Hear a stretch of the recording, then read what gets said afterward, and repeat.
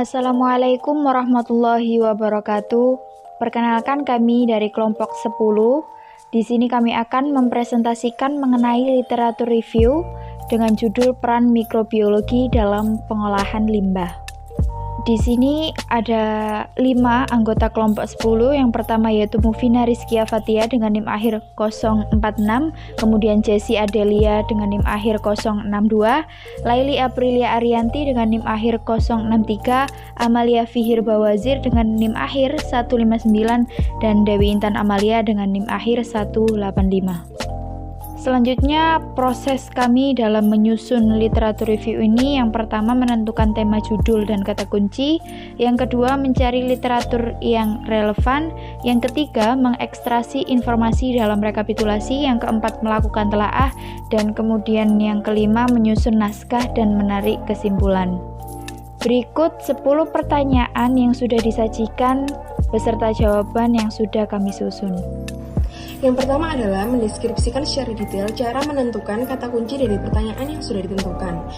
Berdasarkan topik yang kami bahas, yaitu tentang mikrobiologi dalam pengolahan limbah, kelompok kami menggunakan literatur review dengan menggunakan 4 jurnal internasional dan 1 jurnal nasional. Dalam 5 jurnal tersebut, kelompok kami menemukan banyak persamaan pengulangan kata pada artikel yang dipilih, yaitu limbah, pengolahan, dan mikroba. Hal ini menunjukkan bahwa kelima jurnal yang dipilih telah sesuai dengan yang kami inginkan. Selanjutnya yaitu strategi yang kami terapkan dalam menelusuri dan menemukan literatur. Strategi yang kami gunakan untuk menelusuri dan menemukan literatur yang akan kami analisis yaitu dengan mengambil melalui website internasional maupun nasional, seperti melalui Google Scholar, PubMed, dan academia.edu.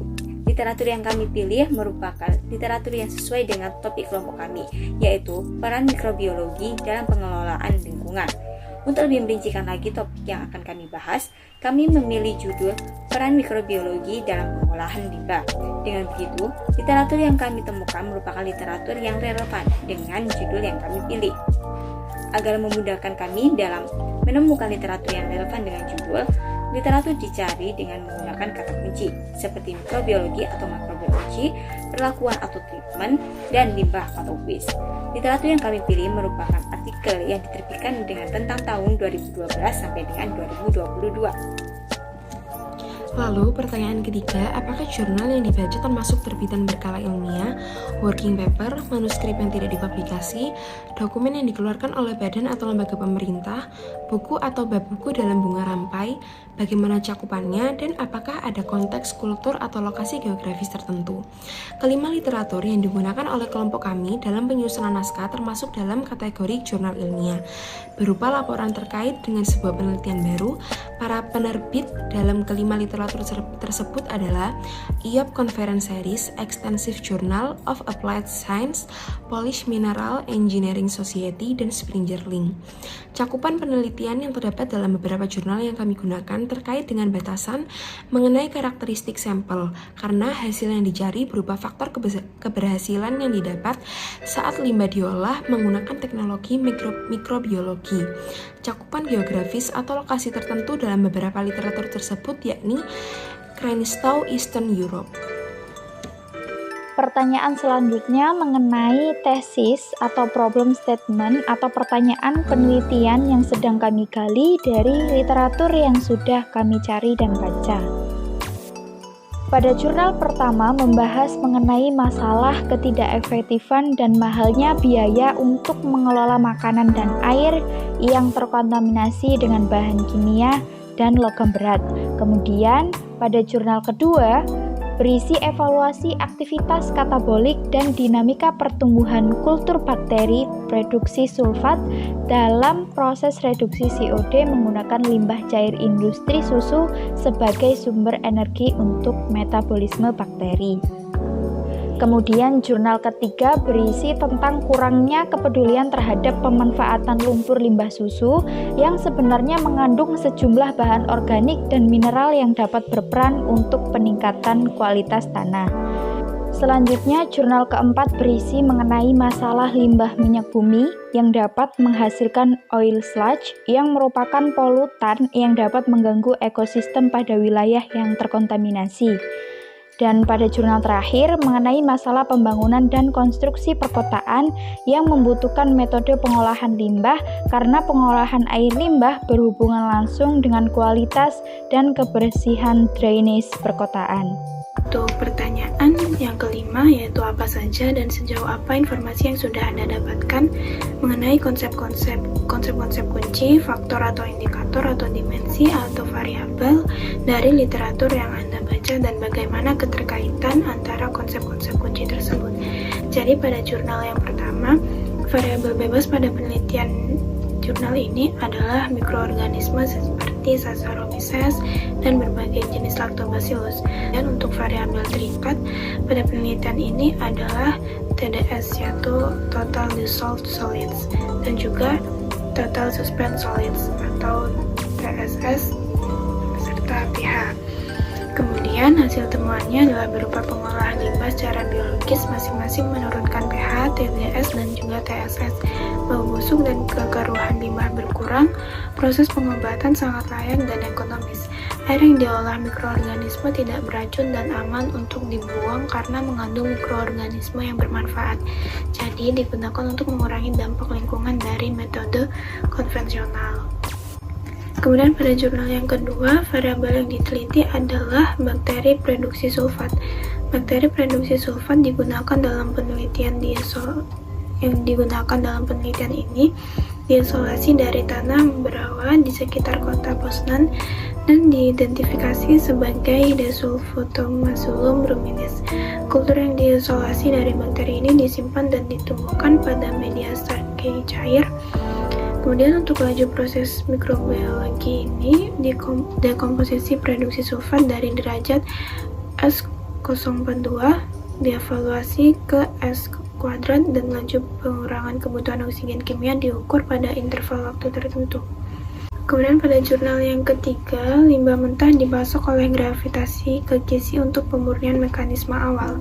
Kemudian limbah mengalir ke dasar pasir horizontal di mana sedimentasi polutan organik dan mineral kecil terjadi. Untuk tujuan rata-rata beban polusi dan pH, limbah kemudian mengalir di bawah gravitasi ke tangki aerasi awal. Setelah sekitar 5 jam, limbah mengalir secara gravitasi di sepanjang kanal ke tangki pemisah dan kemudian kedua tangki pengandung dengan AS. Dalam setiap istilah sampling, 20 sampel dikumpulkan dari setiap objek sebagai sampel rata-rata. Semua parameter diuji dalam 3 ulangan.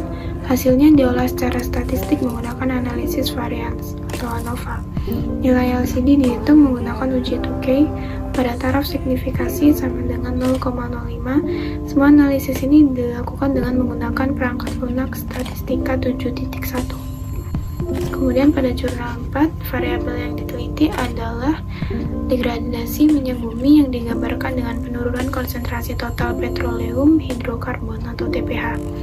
Pengamatan nilai TPH dilakukan selama 26 hari. Hasil penelitian ini menunjukkan bahwa kadar hidrokarbon pada sampel tanah tercemar tumpahan minyak bumi sebesar 7,2582% pada hari ke-26. Pengisian efektif terjadi pada reaktor dengan penambahan bakteri Pseudomonas putida dapat degradasi senyawa hidrokarbon dengan pengisian mencapai 45,4%. Pada penelitian ini pula ditemukan bahwa proses bioaugmentasi dalam bioremediasi dapat meningkatkan penurunan senyawa hidrokarbon yang ada pada tanah tercemar tumpahan minyak bumi. Dan hasil terbaik pada penelitian ini adalah penambahan 12% Pseudomonas putida yang mampu menurunkan hingga 45,4% kadar TPH. Dan pada jurnal yang terakhir, variabel yang digunakan pada penelitian ini adalah bahan organik limbah dalam proses degradasi dan detoksifikasi toksitas limbah di perkotaan untuk mencegah terjadinya pencemaran yang dikarenakan oleh limbah tersebut. Teknologi mikrobiologi dalam pengolahan limbah perkotaan dapat berperan sebagai metabolisme, degradasi, dan detoksifikasi. Teknologi mikrobiologi juga dapat diterapkan pada teknologi absorpsi, yaitu penggunaan tubuh sel mikroba, sekresi, dan zat lainnya. Dengan mengikat zat tersuspensi dalam limbah, kemudian bersama-sama membentuk vlog. Permukaan vlog ditutupi dengan sejumlah besar polisakarida, selanjutnya dengan sendirinya memiliki fungsi absorpsi yang kuat. Selain itu juga terdapat teknologi flokulasi, metode biomembran elektroda, dan teknik mikrobiologi imobilisasi. Perkembangan teknologi mikrobiologi dalam pengembangan limbah perkotaan, teknologi mikroba memiliki prospek yang baik dalam pengolahan limbah yang ada pada perkotaan. Kemudian untuk pertanyaan yang ke-6, ceritakan secara singkat latar belakang atau rasionalisasi yang umumnya disampaikan oleh penulis-penulis artikel yang Anda kumpulkan. Tuliskan benang merah dari informasi-informasi yang Anda temukan di bagian introduction atau latar belakang pada artikel-artikel yang sudah dibaca. Ceritakan juga konteks atau setting tempat studi dilakukan. Jadi dari kelima jurnal yang kami ambil secara keseluruhan menyampaikan mengenai apa peran mikrobiologi terhadap lingkungan dan bagaimana proses dari peran-peran tersebut berlangsung. Pada jurnal pertama, setting tempat berada di Elimina, perusahaan air minum dan sanitasi. Kemudian pada jurnal yang kedua, setting tempat berada di industri regional Direct Cooperative di Chris Place dan Radomsko. Pada jurnal yang ketiga, setting tempat dilakukan di District Dairy Cooperative di Krasnitau, Eastern Poland, and Europe. Kemudian pada jurnal yang keempat, setting tempat dilakukan di Laboratorium UPN Jawa Timur. Pada jurnal yang kelima, setting tempat dilakukan di Urban Sewage Treatment. Selanjutnya yaitu metode atau desain penelitian, teknik pengumpulan data, dan teknik analisis data yang dilakukan pada artikel-artikel yang telah dibaca. Desain penelitian yang dilakukan pada artikel-artikel yang sudah kami baca yaitu penelitian eksperimental dan penelitian kualitatif. Pada artikel pertama sampai dengan artikel keempat, desain penelitian yang dilakukan yaitu penelitian eksperimental. Sedangkan pada artikel kelima, desain penelitian yang dilakukan yaitu penelitian kualitatif. Teknik pengumpulan data yang dilakukan yaitu dengan mengambil sampel dari berbagai tempat yang memiliki karakteristik sampel yang sesuai dengan penelitian yang akan dilakukan. Sedangkan untuk teknik analisis data yang dilakukan pada artikel-artikel yang sudah kami baca yaitu teknik analisis data kuantitatif dan juga teknik analisis data kualitatif. Teknik analisis data kuantitatif ditemukan berdasarkan hasil pengukuran yang disajikan dalam bentuk tabel, kurva kinetik, grafik, dan juga diagram. Sedangkan untuk teknik analisis data kualitatif disajikan dengan adanya data yang ditemukan dari berbagai sumber. Untuk artikel pertama sampai dengan artikel keempat menggunakan teknik analisis data kuantitatif. Sedangkan untuk artikel kelima menggunakan teknik analisis data kualitatif. Artikel pertama merupakan penelitian eksperimental dengan mengukur pH, TDS, dan TTS yang dilakukan terhadap sampel yang telah diisolasi bersama mikroorganisme yang digunakan. Teknik analisis data kuantitatif deskriptif yang digunakan terdapat dalam tabel setelah dilakukannya pengukuran. Artikel kedua merupakan penelitian eksperimental dengan metode biologis yang menggunakan bakteri dalam pengolahan air limbah. Teknik analisis data kuantitatif yang digunakan disajikan dalam bentuk kurva kinetik. Artikel ketiga merupakan penelitian eksperimental dengan analisis mikrobiologi, biokimia, dan kimia yang dilakukan pada 5 periode dan sampel yang akan diuji diambil selama periode 5 bulan dengan interval bulanan. Teknik analisis data kuantitatif yang digunakan disajikan dalam bentuk diagram dan juga grafik. Artikel keempat merupakan penelitian eksperimental dengan metode land farming dengan menggunakan tanah yang tercemar tumpahan minyak bumi. Menggunakan teknik analisis data kuantitatif di mana terdapat penjabaran dari grafik hasil eksperimen yang memuat nilai dari tiap naik turunnya pH senyawa terkait dan konsentrasi bakteri terhadap konsentrasi pH. Kemudian, pada artikel kelima merupakan penelitian kualitatif dengan menganalisis penerapan beberapa teknologi dalam pengolahan limbah perkotaan. Penggunaan teknik analisis data kualitatif di mana penulis mendapatkan data dari berbagai sumber. Pertanyaan ke-8 mengenai keterkaitan informasi hasil penelitian dan bentuk penyajian data dalam literatur. Hasil analisis pada masing-masing literatur memiliki keterkaitan. Literatur sama-sama membahas mengenai mikrobiologi dalam pengolahan limbah. Selain itu, literatur yang digunakan juga saling melengkapi satu sama lain, seperti pemanfaatan berbagai macam mikrobiologi dalam pengolahan limbah. Mikrobiologi sendiri merupakan cabang biologi yang mempelajari mikroorganisme. Mikroorganisme sendiri memiliki berbagai jenis, sehingga artikel yang digunakan dapat melengkapi informasi yang diberikan satu sama lain. Dalam literatur yang telah ditelaah, terdapat berbagai cara dalam menyajikan data pada literatur tersebut, seperti tabel hasil eksperimen, kurva kinetik, diagram, dan grafik. Selanjutnya, pertanyaan ke-9 mengenai inkonsistensi atau argumen yang bertentangan dalam literatur. Dalam literatur yang telah ditelaah, tidak ditemukan argumentasi yang bertentangan. Argumen yang diberikan memiliki pendapat bahwa mikrobiologi memiliki peran penting dalam pengolahan limbah, seperti kesesuaian mengenai dekomposisi mikrobiologi sulfat yang berpengaruh terhadap pengurangan COD pada air limbah susu. Aktivitas mikroba serta keberagaman jamur dapat digunakan sebagai indikator kualitas limbah. Teknik mikrobiologi telah meningkatkan proses pengolahan limbah di kota, terutama dalam memantapkan keadaan bebas sel biologis ke area tertentu. Selain itu, mikrobiologi juga dapat menyerap kotoran organik dalam limbah. Artikel penelitian ini memiliki kesinambungan dengan artikel-artikel penelitian terkait lainnya. Untuk pertanyaan terakhir mengenai apa saja yang perlu diuji lebih lanjut karena bukti yang kurang, tidak meyakinkan, kontradiktif atau terbatas dari literatur yang kami baca.